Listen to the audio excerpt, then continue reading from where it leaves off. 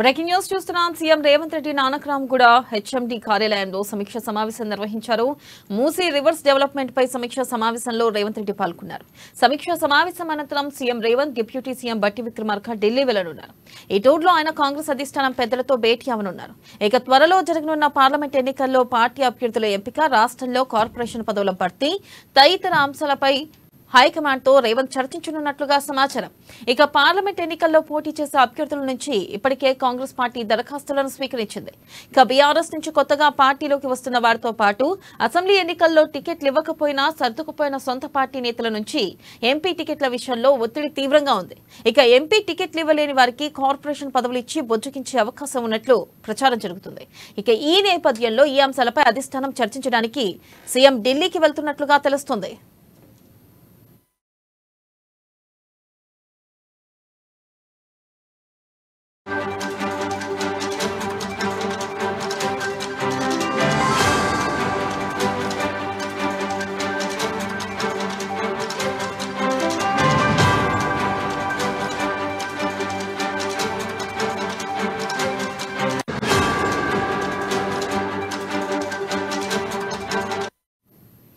Breaking news చూస్తున్నాం. CM Revanth Reddy Nanakramguda HMD కార్యాలయంలో సమీక్ష సమావేశం నిర్వహించారు. ఇక మూసీ రివర్స్ డెవలప్మెంట్ పై సమీక్ష సమావేశంలో రేవంత్ రెడ్డి పాల్గొన్నారు. ఇక సమీక్ష సమావేశం అనంతరం సీఎం రేవంత్ డిప్యూటీ సీఎం బట్టి విక్రమార్క ఢిల్లీ వెళ్లనున్నారు. ఇక దీనిపై మరింత సమాచారాన్ని మా ప్రతినిధి రాంబాబు లైవ్ ద్వారా అందిస్తారు. రాంబాబు, చెప్పండి, ప్రధానంగా ఈ భేటీలో ఏ అంశాలపై చర్చిస్తున్నారు? రాంబాబు.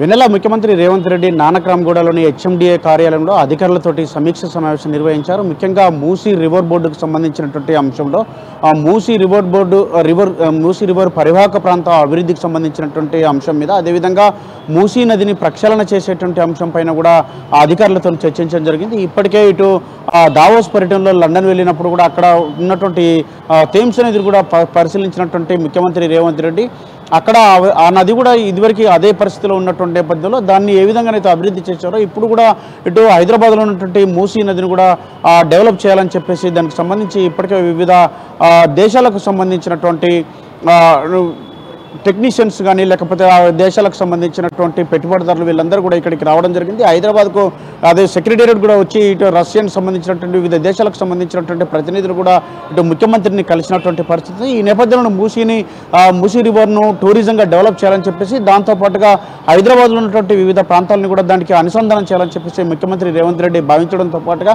పర్యాటక ప్రాంతంగా దీన్ని తీర్చిదిద్దితే ఇక్కడ రాష్ట్రానికి ఆదాయ వనరులు కూడా పెరుగుతాయని చెప్పేసి భావిస్తున్న నేపథ్యంలోనే దీన్ని పర్యాటక రంగంగా తీర్చిదిద్దాలని చెప్పేసి ముఖ్యంగా మూసీ నదిని ప్రక్షాళన చేయడం ద్వారా ఇటు వాటర్ సమస్యను, అదేవిధంగా ఇటు పర్యాటక సమస్యను కూడా క్లియర్ చేయొచ్చు అని చెప్పేసి ముఖ్యమంత్రి రేవంత్ రెడ్డి భావిస్తున్నారు. ఈ నేపథ్యంలోనే ఇటు మూసీ నివర్ను ప్రక్షాళన చేసేటువంటి సందర్భంలో దాని పక్కన ఉన్నటువంటి అనేక ప్రాంతాలు కూడా మూసీ పరివాహక ప్రాంతం అంతా కూడా డెవలప్ చేయాల్సినటువంటి అవసరం ఉందని చెప్పేసి దీనిపైన హెచ్ఎండి అధికారులు, అదే ముఖ్యంగా మున్సిపల్ శాఖకు సంబంధించినటువంటి కమిషనర్ దానకిషోర్, అదేవిధంగా అటు మెట్రోపాలిటన్ జాయింట్ సెక్రటరీ ఆమ్రపల్లితో కూడా భేటీ కావడం జరిగింది. అధికారులు పాల్గొన్నటువంటి ఈ యొక్క సమావేశంలో ముఖ్యంగా మూసీ నదిని ప్రక్షాళన చేయడంతో పాటు మూసీ పరివాహక ప్రాంతాన్ని మొత్తం కూడా అభివృద్ధి చేయాల్సినటువంటి అవసరాన్ని దాన్ని పరిశీలించి కూడా ఒక మ్యాప్ ద్వారా పరిశీలన చేసి దానికి సంబంధించినటువంటి ఆ పరివాహక ప్రాంతం యొక్క మొత్తం ఎంత దూరం ఉందని చెప్పేసి దానికి మూసీ నది యొక్క మొత్తం పరివాహక ప్రాంతం ఎంత అని చెప్పేసి దానిపైన కూడా ప్రక్షాళన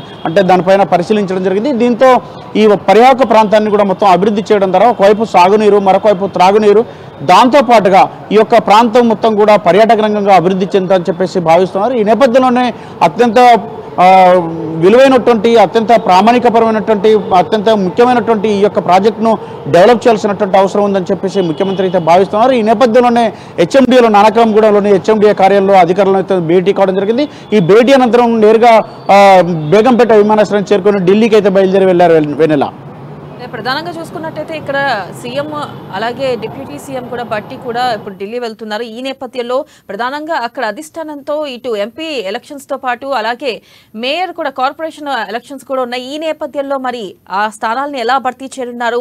అయితే గతంలో ఎవరికైతే ఎమ్మెల్యేలకి సీట్లు ఇవ్వలేదో నెక్స్ట్ ఎలక్షన్స్ కి సీట్లు వస్తాయని ఆశించారు. మరి సొంత పార్టీ నేతలు కూడా పట్టుబడుతూ ఉన్నారు. మరి ఈ నేపథ్యంలో వాళ్ళు బొజ్జగింపులు ఎలా ఉండనుంది? సీట్లు కేటాయింపు ఎలా ఉండే అవకాశం ఉందంటారు రాంబాబు?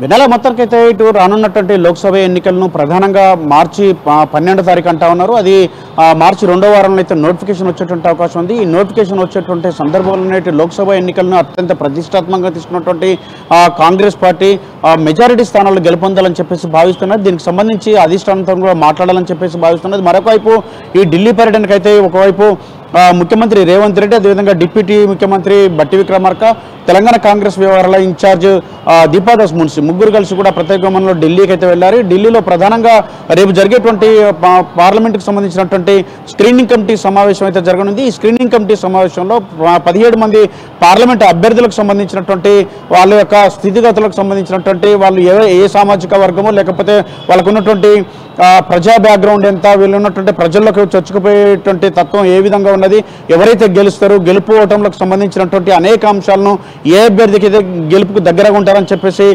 అన్ని కోణాల్లో కూడా పరిశీలించేటువంటి అవకాశం ఉంది. దీంతో ఈ యొక్క స్క్రీనింగ్ కమిటీలో ఈ యొక్క అభ్యర్థులకు సంబంధించి ముఖ్యంగా ఇప్పటికే ఒక్కొక్క నియోజకవర్గానికి 3 పేర్ల చొప్పున తీసుకున్నటువంటి నేపథ్యంలో వీళ్ళందరికీ సంబంధించినటువంటి డీటెయిల్స్ వివరాలపైన కూడా చర్చించేటువంటి అవకాశం ఉంది. మరొక వైపు ఇటు పార్లమెంట్ ఎన్నికలే కాకుండా ఒకవైపు ఇప్పటికే కార్పొరేషన్లు అదేవిధంగా నామినేటెడ్ పోస్టులు కూడా ఖాళీగా ఉన్నాయి. మరొక వైపుగా ఇటు ఇంకా 6 ఇటు క్యాబినెట్ కూడా విస్తరణ చేయాల్సినటువంటి ఉంది. 6 క్యాబినెట్లో తీసుకోవాల్సినటువంటి అవసరం ఉంది. కాబట్టి పార్లమెంట్కి ఎన్నికలకు ముందా తర్వాత అనే చెప్పి కోణంలో కూడా ఏసీస్తోని ఆలోచించేటువంటి అవకాశం ఉంది. మొత్తానికైతే ఈ పార్లమెంట్ ఎన్నికల నేపథ్యంలోనే ఈ యొక్క కార్పొరేషన్లు నామినేటెడ్ పోస్టులు కూడా భర్తీ చేయాల్సినటువంటి అవసరాన్ని చూపిస్తున్నారు. మరొక వైపు వీటి తర్వాత జిహెచ్ఎంసీ ఎన్నికలు కూడా రాబోతున్నాయి. కాబట్టి పార్టీని స్ట్రెంథన్ చేసుకునేందుకు హైదరాబాద్లో ముఖ్యంగా ఈ రంగారెడ్డి, హైదరాబాదు మొత్తం ఈ ప్రాంతంలో ఈ జిల్లాలలో ముఖ్యంగా పార్టీని స్ట్రెంథన్ చేసుకోవాలని చెప్పి గత ఎన్నికల్లో కూడా ఇటు అసెంబ్లీ ఎన్నికల్లో కూడా హైదరాబాదు జిల్లాకు సంబంధించి హైదరాబాద్లో ఉన్నటువంటి ఇటు రంగారెడ్డి జిల్లాకు సంబంధించినటువంటి అనేక స్థానాల్లో గెలవలేకపోయినటువంటి పరిస్థితి కనబడ్డది. కాబట్టి ఈ యొక్క జిల్లాల్లో కూడా పార్టీని స్ట్రెంథన్ చేసుకొని అటు జిహెచ్ఎంసీని కూడా దక్కించుకోవాలన్నటువంటి వ్యూహంతో అయితే ఇటు కాంగ్రెస్ పార్టీ అయితే ముందుకు పోతున్నది. ఈ నేపథ్యంలోనే ఇటు ఏఐసిసి దగ్గర కూడా ఈరోజు ఒక ఏఐసిసి సంబంధించినటువంటి నేత రణదీప్ సూర్జేవాలా కుమారుని వివాహానికి అటెండ్ అవుతున్నారు. అక్కడ రిసెప్షన్లో పార్టిసిపేషన్ చేసిన తర్వాత ఈ యొక్క ఏఐసిసి అగ్రనేతలను కలిసేటువంటి అవకాశం ఉంది. ఈ అగ్రనేతలను కలిసిన తర్వాత ఈ సంబంధిత అంటే రాష్ట్రానికి సంబంధించినటువంటి ప్రస్తుతం 70 రోజుల ప్రజాపాలన, అదేవిధంగా అనుసరిస్తున్నటువంటి విధానాలు, వ్యూహాలు, దాంతోపాటుగా లోక్సభకు సంబంధించినటువంటి ఎన్నికలకు సంబంధించినటువంటి విధి విధానాలు, దానికి సంబంధించి అన్నిటిపైన కూడా చర్చించేటువంటి అవకాశం అయితే కనబడుతుంది. మొత్తానికైతే రాష్ట్ర కాంగ్రెస్ పార్టీ అయితే ఇటు ప్రభుత్వము కాంగ్రెస్ పార్టీ అధ్యక్షునిగా ఉన్నటువంటి పిసిసి అధ్యక్షునిగా ఉన్నటువంటి ముఖ్యమంత్రి రేవంత్ రెడ్డి ఇవి అన్నింటినీ కూడా తానే స్వయంగా చూస్తూ ఉన్నారు. కాబట్టి ఈ యొక్క రానున్నటువంటి పార్లమెంట్ ఎన్నికలైతే అత్యధిక స్థానాలు గెలిచి ఆ కేంద్రానికి అంటే ముఖ్యంగా సోనియా గాంధీ, రాహుల్ గాంధీని ప్రధానమంత్రి చేసే విధంగా తమ కాంట్రిబ్యూషన్ తెలంగాణ రాష్ట్రం కూడా ఎక్కువ స్థానాలు ఇవ్వాలని చెప్పేసి భావిస్తున్నది. ఈ నేపథ్యంలో కీలకమైనటువంటి నిర్ణయాలు తీసుకుంటూ ముందుకెళ్తా ఉన్నారు వెన్నెల.